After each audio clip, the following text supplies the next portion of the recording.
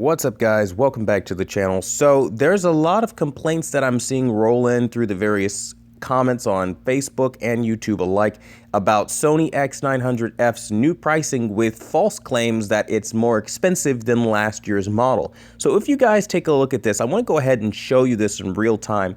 And the price point says it starts at $1,099 for the 49-inch, and I'll just stop at the 55 saying that it starts at $1,499.99, right?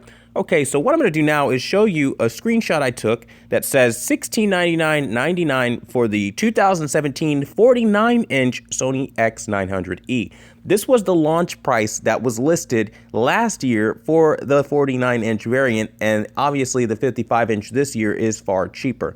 So for people that are trying to claim that it's way too expensive, keep in mind you're already at $1,099 on their 49-inch variant, which means come Black Friday, that TV very well will probably end up dropping to somewhere around $700, high 600s, like $699, $799, somewhere around there for the $1,000 price range. That's usually what happens with these TVs.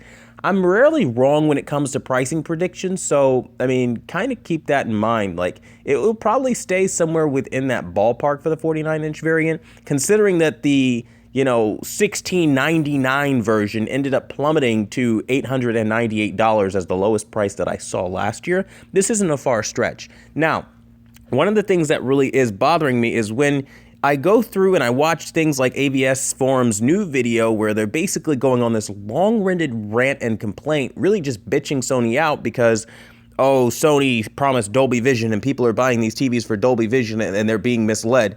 Well, you know why they're being misled? It's because they don't watch Quantum Apotheosis. Let me tell you what I mean by that. I've been saying since the beginning of my channel's inception practically, Dolby Vision on a 10-bit panel is impossible. All you can hope to gain from that is the metadata from it. But that is it. You're not seeing the color and you're not seeing the accuracy that, is indicative of Dolby Vision. And that is a huge problem in and of itself.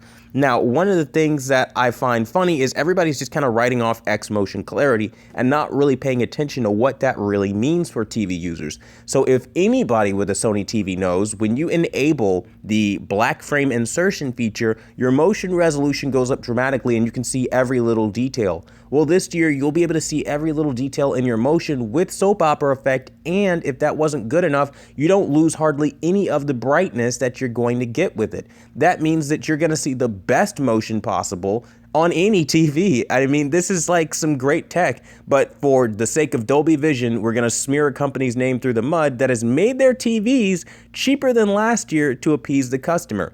This is the kind of stuff that aggravates me.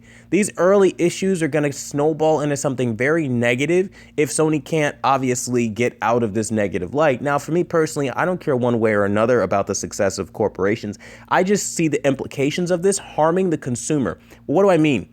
Well, if Sony has already stuck their neck out there to try to get the cost down so that you can get your hands on Extended Dynamic Range Pro, Dolby Vision features, Extreme 1 chips, and, all this Extended Dynamic Range stuff, they're really trying to give you guys all the bells and whistles for a lower price point, and you guys tell them that that's not good enough. Well, you know what's going to end up happening next year? Those prices are going to be astronomical again, and we're going to hear complaining again. So you got to make up your mind as to what, as a consumer, you're really interested in, and that's really just it. Honestly, to be 100% honest, I'm really excited to see what Samsung offers with their QLED line this year, hoping that the full array doesn't just extend to the most expensive models, and hoping that also LG's full array this year amounts to something worth a damn for a change so we can finally have an adequate LED from LG.